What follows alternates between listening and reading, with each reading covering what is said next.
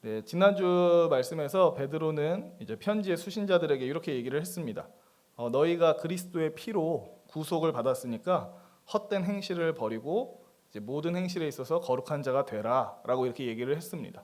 그리고 이 지난주 이 얘기에 이어서 오늘은 베드로가 어떤 얘기를 하냐면 그러면은 그 거룩한 삶으로 부름받은 성도들이 어떻게 살아야 되느냐에 대한 얘기를 합니다. 오늘 본문은 크게 이제 두 가지를 권면을 하는데요. 먼저 첫 번째 권면은 이제 22절에 나옵니다. 우리가 22절 말씀 함께 읽어보도록 하겠습니다. 시작. 너희가 진리를 순종함으로 너희 영혼을 깨끗하게 하여 거짓이 없이 형제를 사랑하기에 이르렀으니 마음으로 뜨겁게 서로 사랑하라. 베드로가 거룩한 삶으로 부름받은 성도들에게 권하는 첫 번째 권면은 뭐냐면 이제 성도 간의 사랑입니다. 왜 성도들은 서로 사랑해야 하는가라고 묻는다면 하나님께서 우리를 구원하신 목적 중에 하나가 믿는 자들 간의 진실한 사랑이기 때문에 그렇습니다. 그러니까 우리를 구원하신 이유가 서로 사랑하라고 구원하셨기 때문에 그렇습니다. 22절에 보면 너희가 진리를 순종함으로 너희 영혼을 깨끗하게 했다라고 얘기가 나옵니다. 여기서 말하는 진리는 다른 어떤 것을 가리키는 것이 아니라 이제 복음의 진리를 가리키는 표현입니다. 그러니까 예수 그리스도를 믿는 자는 죄 사함을 받고 썩어지지 않을 유업을 얻게 된다라는 이것을 가리킵니다. 근데 베드로는 말하기를 이 진리, 그러니까 복음의 순종함으로 너희 영혼을 깨끗하게 했다라고 얘기를 하죠. 복음이 순종을 요구합니다. 실제로 어떤 식의 순종을 요구하냐면 회개하고 구원받기 위해서 예수 그리스도를 믿으라라고 하면서 믿을 것을 요구를 하죠. 그러니까 그 순종을 요구한다는 게 이상한 말은 아닙니다. 그리고 이 복음에 순종하여서 회개하고 예수 그리스도를 믿는 자에게 어떤 은혜가 따라오냐면 영혼이 깨끗게 되는 은혜가 따라옵니다. 과거 에스겔 선지자가 이제 메시아를 통해서 열릴 그 구원의 시대에 어떤 일이 있을지를 예언을 했는데요. 그 중에 하나가 이런 내용입니다. 에스겔 36장 25절 말씀인데 우리 함께 읽어보도록 하겠습니다. 시작. 맑은 물을 너희에게 뿌려서 너희로 정결하게 하되 곧 너희 모든 더러운 것에서와 모든 우상 숭배에서 너희를 정결하게 할 것이며. 그러니까 예수 그리스도를 믿는 자에게는 내적으로 정결해지는 일이 일어납니다. 그래서 자연스럽게 어떤 일이 따라오냐면 예수 믿기 전에 행하던 모든 더러운 일들과 또 예수 믿기 전에 사랑하던 모든 악한 일들을 멀리하는 일들이 일어나요. 왜냐하면 예수 그리스도를 믿을 때 우리의 영혼이 씻김을 받기 때문에 그렇습니다. 그래서 예수 믿는 사람들 중에 종종 급격한 변화를 보이는 사람들이 있습니다. 주로 사실 모태신앙보다는 원래 안 믿다가 갑자기 믿게 된 사람들이 이제 급격한 변화를 많이 보이는데 원래는 뭐 담배와 술에 찌들어 살던 사람이 갑자기 담배와 술을 끊는 일이 일어나기도 하고요. 입에 욕을 줄줄 달고 다니던 사람인데 욕을 더 이상 하지 않는 사람이 된다든지 뭐 문란한 유흥 문화를 즐기던 사람인데 더 이상 그런 삶을 살지 않고 등 돌려버리는 이런 일들이 일어납니다. 왜 이런 일들이 일어나냐면 예수 그리스도를 믿어서 회심한 자에게는 영적으로 깨끗해지는 일이 따라오기 때문에 그렇습니다. 마음이 정결해졌기 때문에 하나님께서 기뻐하시지 않는 것들을 이제 미워하는 그런 모습들이 나타나는 거죠. 그리고 베드로는 말하기를 하나님께서 이처럼 예수 그리스도를 믿는 자의 영혼을 깨끗게 하신 이유가 뭐냐라고 했을 때 무엇보다 형제들끼리, 그러니까 믿는 자들끼리 서로 사랑하게 하기 위해서 이렇게 영혼을 깨끗하게 했다라고 얘기를 합니다. 그러니까 이런 식으로 표현을 하죠. 성도들끼리 거짓 없이 사랑하게 하기 위해서 그들의 영혼을 깨끗하게 하셨다라고 얘기를 합니다. 그러니까 하나님이 우리를 구원하신 중요한 목적 중에 하나가 뭐냐? 깨끗해진 영혼을 가지고 믿는 자들을 거짓 없이 사랑하는 게 하나님께서 우리에게 구원을 주신 중요한 이유 중에 하나입니다. 여기서 잠시 거짓 없이 사랑하는 게 뭔지 좀 다르게 표현하면 참되게 사랑하는 게 뭔지를 좀 생각해 보기 위해서 고린도전서 말씀을 좀 보려고 하는데요. 우리 고린도전서 13장 1절 말씀을 같이 한번 읽어보도록 하겠습니다. 시작. 내가 사람의 방언과 천사의 말을 할지라도 사랑이 없으면 소리나는 구리와 울리는 꽹과리가 되고. 예컨대 제가 이제 성도님들에게 뭐 설교를 할 때 사랑하는 성도님들이라고 이렇게 말한다고 합시다. 저는 사실 이 워딩을 잘 안 쓰죠. 근데 이제 만약에 제가 이제 설교할 때 사랑하는 성도님들이라고 말을 하면 제 이 말에는 항상 성도님들을 향한 진실한 사랑이 담겨 있을까요? 바로 웃음이 나오는 것은 그럴 수도 있고 아닐 수도 있다라는 걸 아시기 때문입니다. 제가 뭐 특정인을 겨냥해서 이 말을 쓰는 게 아닙니다. 지금 그냥 예시를 드는 겁니다. 그러니까 저도 막 이렇게 설교하면서 뭐 사랑하는 성도님들 오늘 주의 말씀에 뭐 이렇게 얘기할 수 있는데 그 말 안에 항상 뭐 성도님들을 향한 진실한 사랑이 담겨 있으면 좋겠지만 현실적으로 그렇지 않을 때도 없는 걸로 하겠습니다. 항상 진실한 걸로. 그러니까 사실 사랑하지 않아도 얼마든지 사랑한다고 말하는 거는 가능합니다. 솔직히 그 사람을 사랑하지 않아도 내가 주 안에서 당신을 사랑합니다라는 이런 인사치레의 말 정도는 사실 어느 정도 할 수 있어요. 그래서 사실 고린도전서 13장 1절은 우리한테 뭐를 알려주냐면 누군가의 말이 그 사람이 가진 사랑의 진실성을 증명할 수 없다라는 걸 알려줍니다. 그러니까 뻔지르르한 말이 그 사랑의 진실성을 증명해주지 않는다고요. 다음으로 13장 2절 말씀도 우리 함께 읽어보도록 하겠습니다. 시작. 내가 예언하는 능력이 있어 모든 비밀과 모든 지식을 알고 또 산을 옮길 만한 모든 믿음이 있을지라도 사랑이 없으면 내가 아무것도 아니오. 뭐 어떤 성도가 있습니다. 이 사람이 막 예언하는 능력이 있고 모든 비밀과 지식을 알고 있습니다. 그리고 막 산을 옮길 만한 믿음도 갖고 있어요. 그러면은 이런 대단한 은사를 갖고 있는 사람들을 보면 우리는 어쩌면 이렇게 생각할 수도 있습니다. 아, 저 사람이 저렇게 많은 은사를 갖고 있는 이유는 저 사람이 사랑이 많은 사람이어서 그런가 보다라고 생각할 수도 있어요. 근데 꼭 그럴까요? 그렇지 않습니다. 누군가가 많은 은사를 갖고 있다는 게 그 사람이 사랑이 많은 사람이라는 것을 증명해주지 않아요. 심지어 은사를 많이 갖고 있다는 게 구원받는 것도 증명해주지 않습니다. 그래서 마태복음 7장 22절 23절에도 그런 내용이 나오죠. 많은 사람들이 말세 때에 예수님께 찾아와서 내가 당신의 이름으로 여러 기적을 행했습니다. 주여 주여 막 이렇게 찾아옵니다. 예수님이 그들에게 뭐라고 말씀하시죠? 난 너희를 도무지 누군지 모르겠다라고 얘기를 하십니다. 그러니까 은사는 구원을 장담해주지도 않을 뿐더러 또 그 사람이 뭐 대단한 사랑의 능력을 갖고 있다라는 것도 증명해주지 않습니다. 은사는 그 사람이 가진 사랑의 진실성을 증명해주지 않아요. 다음으로 13장 3절도 한번 읽어보도록 하겠습니다. 시작. 내가 내게 있는 모든 것으로 구제하고 또 내 몸을 불사르게 내줄지라도 사랑이 없으면 내게 아무 유익이 없느니라. 사실 3절에서 말하는 것 구제하고 내 몸을 불사르게 내주는 것이야말로 진짜 사랑처럼 보이는 행동이죠. 예를 들자면 이노아 전도사님이 봉천 사거리에 있는 횡단보도를 건너고 있었습니다. 근데 대형 트럭이 초록불임에도 불구하고 이제 횡단보도를 향해서 돌진하고 있는 거예요. 그래서 저는 그 모습을 보고는 달려가서 노아 도사님 위험해요 하고서는 밀쳐내고 저는 트럭에 치여서 죽었다라고 합시다. 이름을 바꿀 걸 그랬네요. 좀 찝찝하네요. 네. 그러면 이제 노아 전도사님은 생명을 구했지만 저는 죽고 만 거죠. 그러면 만약에 이 장면을 지나가던 맹영숙 권사님이 보셨어요. 그러면 저에 대해서 뭐라고 생각할까요?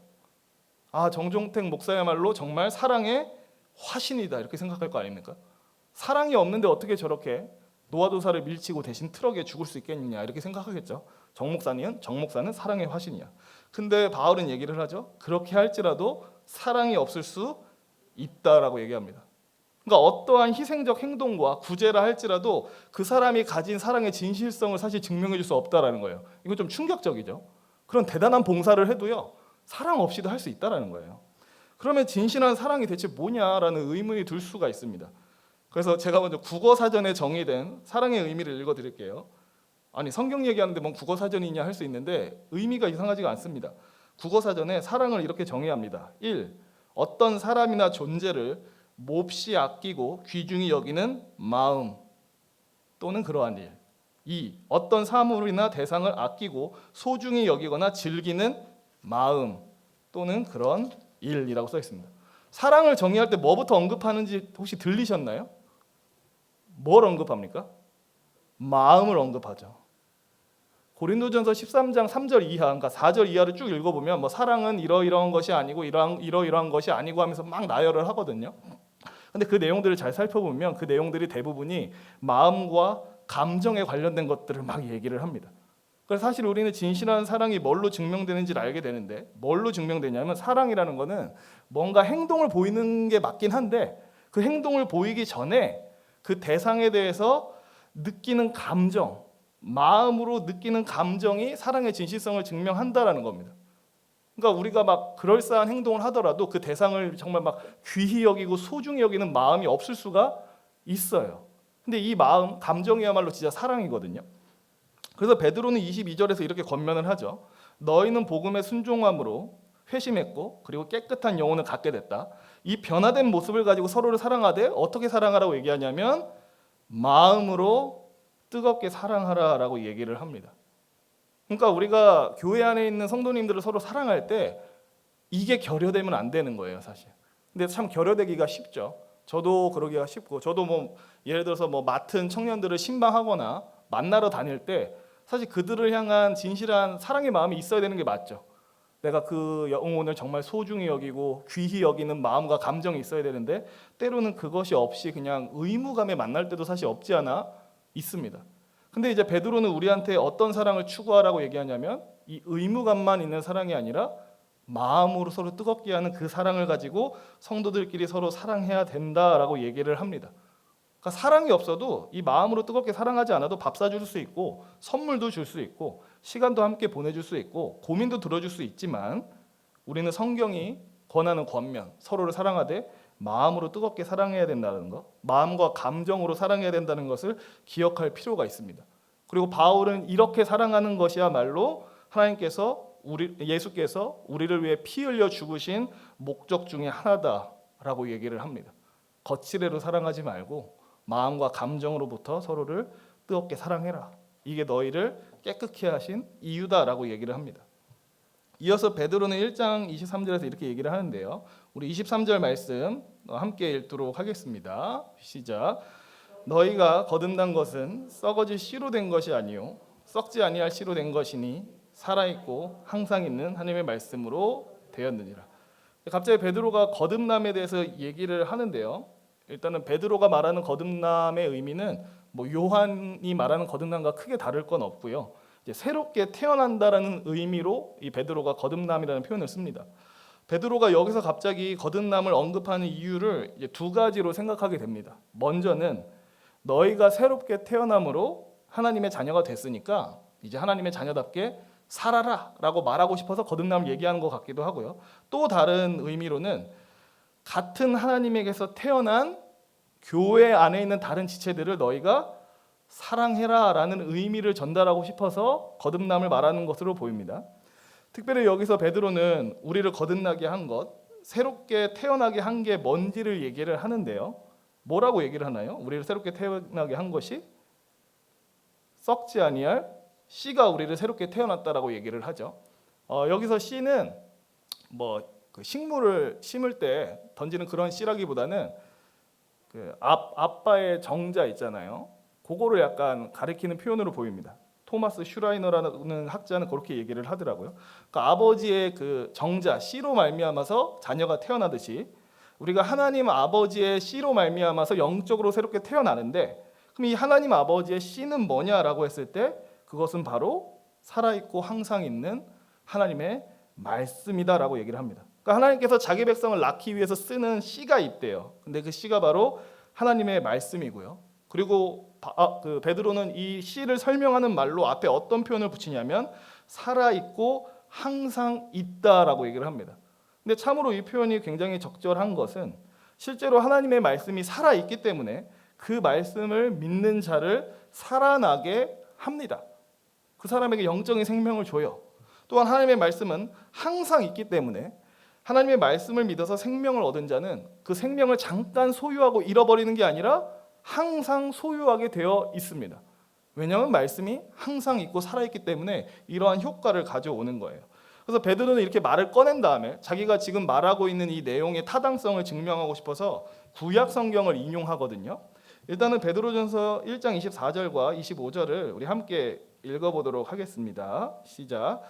그러므로 모든 육체는 풀과 같고 그 모든 영광은 풀의 꽃과 같으니 풀은 마르고 꽃은 떨어지되 세세토록 있도다 하였으니 너에게 전한 복음이 곧 이 말씀이니라. 이 말씀은 이제 성경을 많이 보신 분들은 눈치챘겠지만 이사야 40장에 있는 말씀을 인용한 겁니다. 막 끄덕끄덕 하시는 분도 계시네요. 네, 맞습니다. 제가 한번 읽어보겠습니다. 화면을 보시면 되겠습니다. 제가 혼자 읽겠습니다. 이걸 인용한 겁니다. 말하는 자의 소리여 이르되 외치라 대답하되 내가 무엇이라 외치리까 하니 이르되 모든 육체는 풀이요 그의 모든 아름다움은 들의 꽃과 같으니 푸른 마르고 꽃이 시들면 여호와의 기운이 그 위에 불미라. 이 백성은 실로 풀이로다. 푸른 마르고 꽃은 시드나 우리 하나님의 말씀은 영원히 서리라 하라.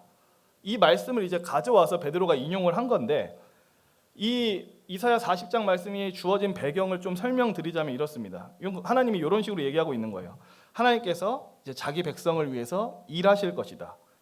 하나님께서 바벨론의 포로로 끌려간 이스라엘 백성들을 포로에서 풀어주시고 회복시켜 주실 것이다. 이스라엘을 억압하고 있는 이 바벨론은 매우 강해 보이지만 그들은 풀과 꽃에 불과하다. 꺾이지 않을 것 같았지만 하나님의 기운이 불면 그 강대하던 나라조차 순식간에 사라져버릴 것이다. 하지만 하나님의 말씀은 그와 다르다. 하나님의 말씀은 영원하다. 자기 백성을 회복시키겠다는 이 하나님의 말씀은 결코 마르지도 시들지도 않을 것이며 반드시 이루어질 것이다가 이 40장에서 말하는 내용이에요. 어떤 내용인지 좀 감이 오셨나요? 주의 말씀이 영원하다는 게 그의 백성을 회복시키겠다는 하나님의 약속은 절대 사라지지 않고 반드시 성취된다. 이 말씀의 의미를 담고 있습니다. 베드로가 이 구절을 굳이 인용한 이유가 있죠. 두 가지를 말하고 싶어서 이 구절을 인용한 겁니다. 첫 번째로 성도들을 새롭게 태어나게 한 이 새로운 생명을 준 하나님의 말씀 자체가 결코 마르지도 시들지 않는다는 것. 베드로의 표현 그대로 쓰자면 이 말씀은 정말로 항상 있고 살아있는 말씀이라는 것을 증명하고 싶어서 이 구절을 가져다가 쓴 겁니다. 또 하나는 뭘 말하고 싶어서 이 구절을 썼냐면 이 이사야 40장 말씀이 하나님의 백성을 회복시키겠다는 약속이 담겨있는 말씀이라고 제가 방금 말씀드렸잖아요. 근데 이 하나님의 백성을 회복시키겠다는 말씀이 궁극적으로 예수님을 통해 이루어졌다라는 말을 하고 싶은 겁니다. 일단 이 이사야 40장에 실려있는 이사야의 예언은 표면적으로만 보면 이스라엘 민족을 바벨론 포로에서 풀어줘서 회복시키겠다는 예언으로 보여요. 실제로 그 의미가 많고요. 그래서 좁게 보면 이스라엘 민족만을 위한 말씀처럼 보입니다. 근데 하나님은 이 말씀을 하셨을 때 이 이스라엘 민족을 회복시키는 것만 염두에 두고 이 말씀을 하신 게 아니에요. 장기적으로 또 궁극적으로는 뭐까지 내다보셨냐면 모든 하나님의 백성을 죄의 포로된 상태에서 풀어주시는 것까지 내다보면서 이 말씀을 하신 겁니다. 하나님께서 자기의 백성을 죄의 포로에서 풀어주는 이 일이 궁극적으로 누구를 통해서 일어납니까? 예수 그리스도를 통해서 일어납니다. 그래서 베드로가 이 베드로전서 1장 25절에서 이 이사야 말씀을 다 인용한 다음에 끝에 뭐라고 말을 붙이냐면 너희에게 전한 복음이 곧 이 말씀이다라고 얘기를 합니다. 그러니까 베드로가 이렇게 말하는 거죠. 자기의 백성을 회복시키겠다는 이 영원한 하나님의 말씀은 궁극적으로 예수님의 복음을 통해서 성취됐고 이 복음이 너희에게 전해져서 너희를 거듭나게 하고 새 생명을 갖도록 만든 것이다 라고 얘기를 하는 겁니다. 그러니까 이렇게까지 말씀 딱 살펴보면 사실 저는 이제 어떤 생각이 들었냐면 예수님을 믿어서 새 생명을 얻는다라는 이 말이 문장으로는 되게 그냥 가볍게 쭈루룩 나열할 수 있는 말이지만 생각해보면 이 말씀이 굉장히 장엄하고 무게감 있는 말씀이라는 생각이 좀 들었습니다. 내가 예수 믿고 누리게 된 이 새로운 생명이라는 게 갑자기 어느 날 예기치 못했는데 뚝 갑자기 하늘에서 떨어진 게 아니라 하나님께서 그분의 사라지지 않는 말씀과 약속을 통해서 예전부터 말씀하고 계셨고 궁극적으로 예수님 안에서 성취해서 이뤄낸 결과물이다라고 말하기 때문에 그렇습니다. 그래서 우리는 생각할 필요가 있죠. 내가 새 생명을 얻게 됐다는 것, 예수 그리스도를 믿고 말씀을 통해 새 생명을 얻게 됐다는 게 가볍고 하찮은 일이 아니라 굉장히 장엄하고 무게감 있는 일이다라는 것을 기억하면서 내가 이 새 생명을 가지고 하나님이 말씀하시는 바 믿는 지체들을 마음으로 뜨겁게 사랑해야겠다라고 결단할 필요가 있다고 봅니다. 제가 문장을 너무 길게 얘기해가지고 약간 이해가 안 되실 수도 있겠지만 하여튼 그 새 생명을 얻었다라는 게 가벼운 일이 아니거니와 또 그 새 생명을 주신 목적이 무엇보다 형제 사랑이라는 것을 기억하셨으면 좋겠습니다. 이어서 2장 1절 말씀을 우리가 읽어보도록 하겠습니다. 시작. 그러므로 모든 악독과 모든 기만과 외식과 시기와 모든 비방하는 말을 버리고. 베드로가 지금 왜 갑자기 이런 얘기를 하시는지 혹시 느낌이 좀 오시나요? 베드로가 지금까지 무슨 얘기를 했냐면 거듭난 우리는 새 생명을 가지고 뜨겁게 형제를 사랑해야 된다라고 말을 했죠. 그러니까 당연히 이런 말이 따라오는 겁니다. 그러므로 모든 악독과 기만과 외식과 시기와 비방을 버려라. 왜 이것을 버려야 되죠? 이게 형제를 사랑하는 일에 있어서 그 사랑을 가로막고 파괴하는 것이기 때문에 그렇습니다. 하나님께서 우리에게 새 생명을 주신 이유가 형제 사랑인데, 그러니까 그것을 가로막는 모든 악덕들을 너희에게서 벗어 던져라라고 얘기를 하는 거죠. 여기서 악독이라는 말은 이제 악을 행할 때 갖는 악한 의도 혹은 상대방이 해를 당하는 것을 즐거워하는 마음입니다. 기만이라는 것은 다른 사람을 속이는 어떤 협잡이나 사기를 가리키는 말이고요. 그리고 외식이라는 것은 다 아시듯 속마음은 그렇지 않은데 겉으로만 그럴듯하게 꾸미는 걸 외식이라고 얘기를 하죠. 시기도 아십니다. 다른 사람이 잘 되는 것을 배아파하는 마음이 시기고요. 비방은 말 그대로 모든 종류의 욕을 가리킵니다.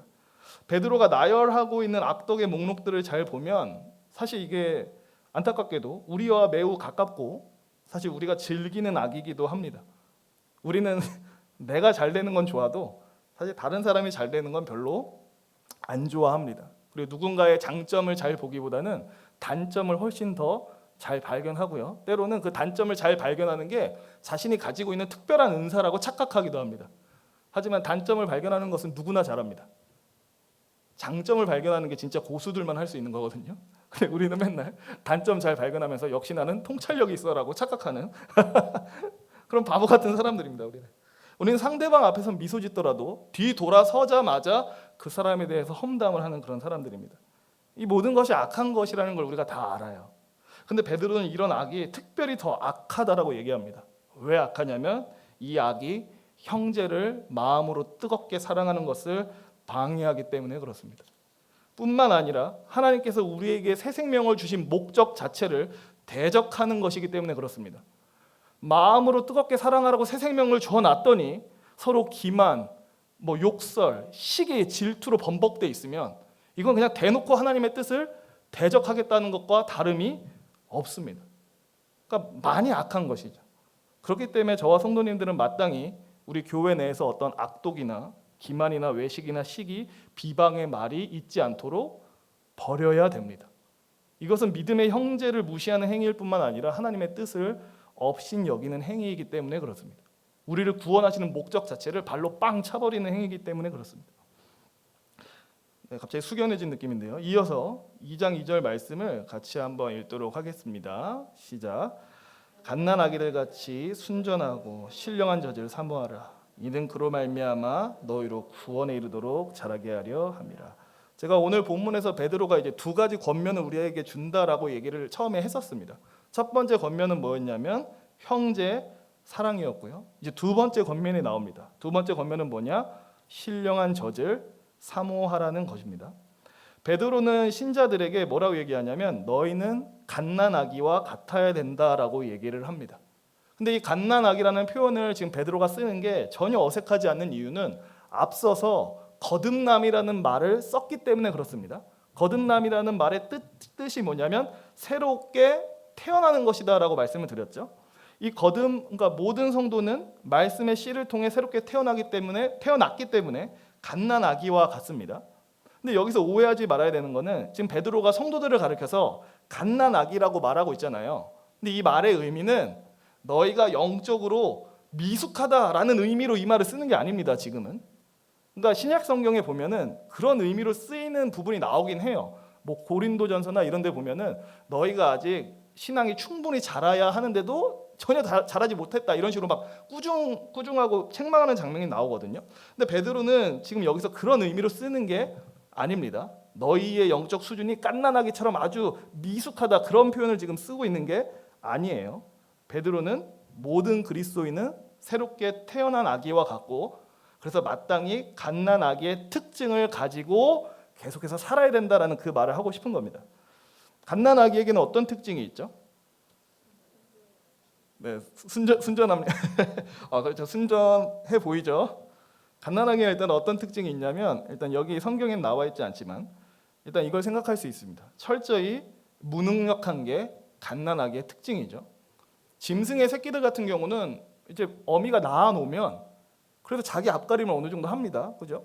소 같은 경우는 송아지를 낳아 놓으면 송아지는 조금 있다가 막 부들부들하면서 어떻게든 일어나서 뛰어다니고 엄마 전 먹으려고 엄마한테 막 와요. 근데 사람의 아기는 어떻습니까? 아무것도 못합니다. 그냥 방치해두면 어떻게 되죠? 그냥 바로 죽어요. 이렇게 무기력할 수가 없어요. 사람의 아기는. 그러니까 갓난아기의 첫 번째 특징, 철저하게 무능력하고 무기력합니다. 그러니까 생명을 유지하려면 부모로부터 모든 도움을 철저히 받아야 돼요. 우리 역시 마찬가지입니다. 우리 역시 갓난아기의 심정으로 우리의 부모 대신 하나님을 의존해야 됩니다. 그분이 나를 영적으로 새롭게 태어나시게 한 분일 뿐만 아니라 그런 내가 계속해서 살아갈 수 있도록 생명을 공급하시는 분이라는 것을 기억하면서 그분을 의존해야 됩니다. 우리는 갓난아기와 같으니까요.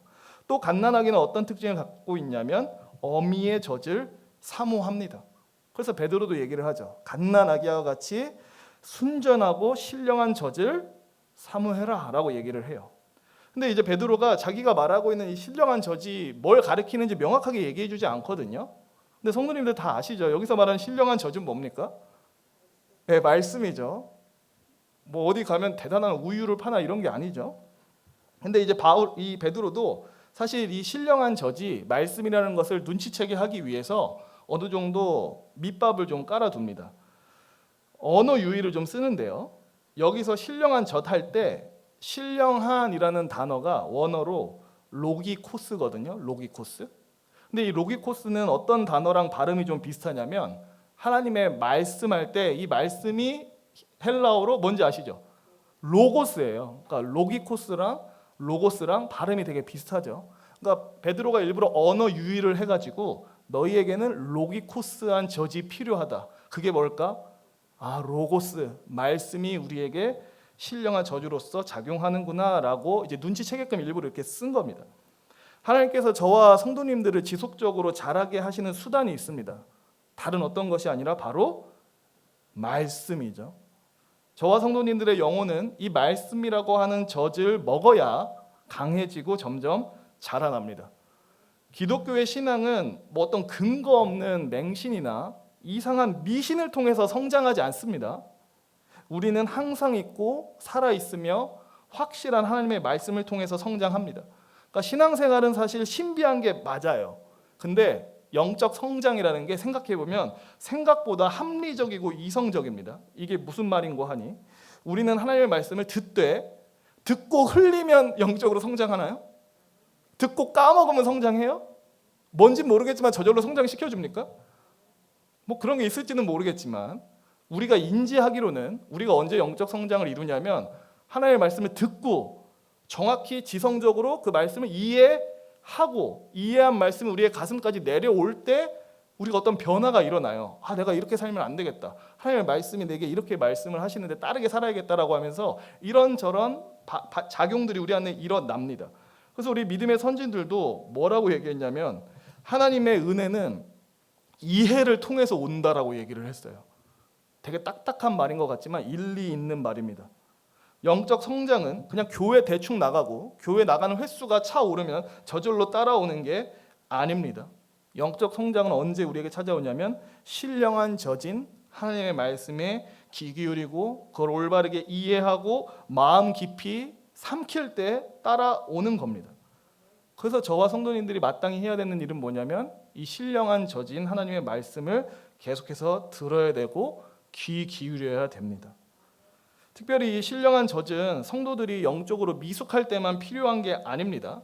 베드로가 제가 방금 말씀드렸듯이 갓난아기라는 표현을 쓰는 게 너희는 미숙한 성도야 이 말을 하기 위해서 쓰는 게 아니라 갓난아기에게 계속해서 영적인 젖이 갓난아기가 계속해서 어미의 젖이 필요하듯이 우리 역시 평생토록 신령한 젖인 말씀이 필요하다라는 걸 말하고 싶어서 이렇게 표현을 하고 있는 겁니다.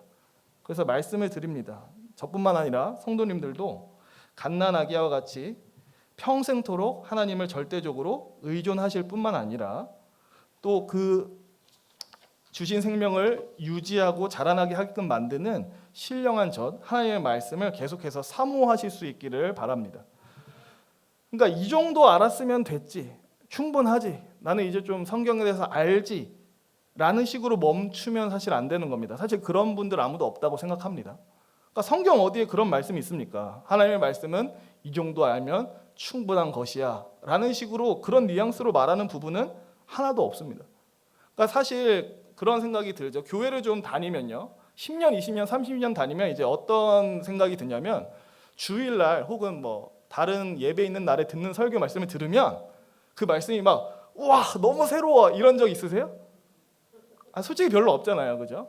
그러니까 그러니까 저나 뭐 전도사님들이 이렇게 설교할 때 표현을 이런저런 방식으로 써서 그렇지 잘 들어보면 내용은 항상 다 아는 내용이에요, 그죠?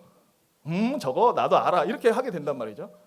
근데 저거 알아 하고 끝낼 수준인가요, 하나님의 말씀이?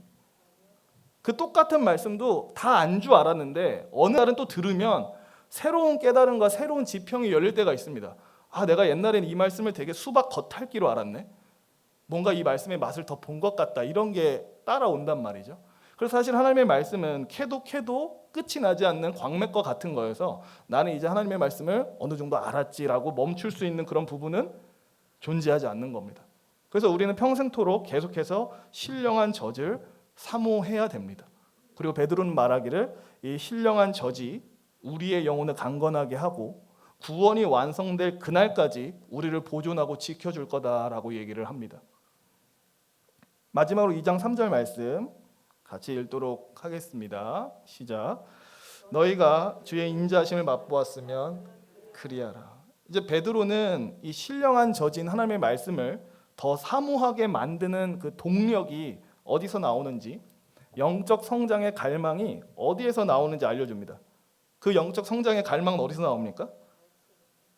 한번 베드로전서 2장 3절 표현을 그대로 쓰자면 주의 인자하심을 맛보는 데서 그게 나오는 겁니다.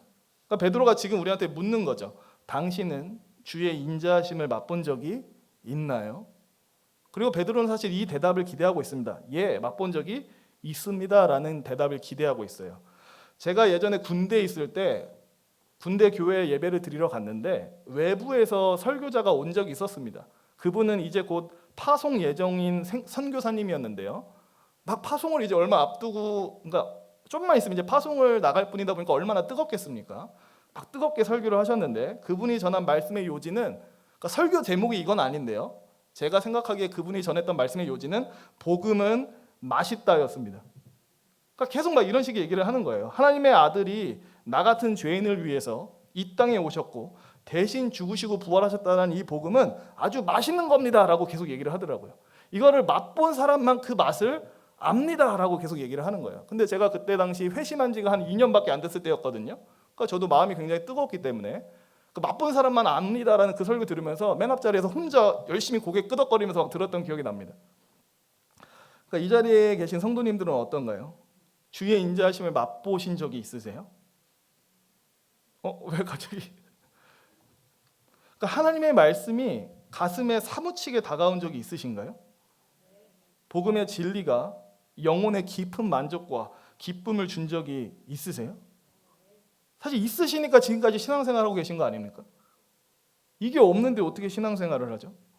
우리가 신앙생활을 지속할 수 있는 힘, 영적 성장을 갈망하는 동력이 여기서 나오기 때문에, 그러니까 사실 우리는 하나님의 말씀을 맛본 만큼, 하나님의 인자하심을 맛본 만큼 힘을 내서 신앙생활을 할 수가 있습니다.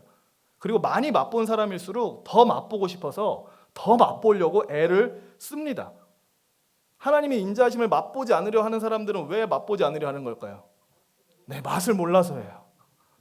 되게 슬픈 거죠. 교회에 오래 나왔지만 맛보지 못한 사람들이 있을 수 있습니다. 그래서 그런 분들은 그냥 적정 수준의 신앙생활만 하는 겁니다. 맛본 적이 없으니까. 근데 맛을 본 사람은 맛을 알기 때문에 더 맛보고 싶어서 그 맛을 찾아다니죠. 그렇다고 이상한 데 찾아다니시란 말이 아닙니다. 우리 좋은 갈릴리 교회에서 많이 맛보시고 그렇게 하시면 됩니다. 사실 가장 좋은 경우는 이 인자하심을 맛보는 것 자체가 우리의 신앙생활에 상승작용을 일으켜서 우리로 하여금 신령한 젖을 사모하도록 만드는 게 가장 이상적인 그림이긴 합니다. 근데 만약 그러지 못할지라도 우리는 계속해서 뭘 해야 되냐면 신령한 젖을 계속 사모해야 돼요. 내가 인자하심을 맛보지 못한 것 같을수록 더 신령한 젖을 사모해야 됩니다. 왜냐하면 그 신령한 젖을 사모해야 하나님의 인자하심을 맛보는 길이 열리기 때문에 그래요.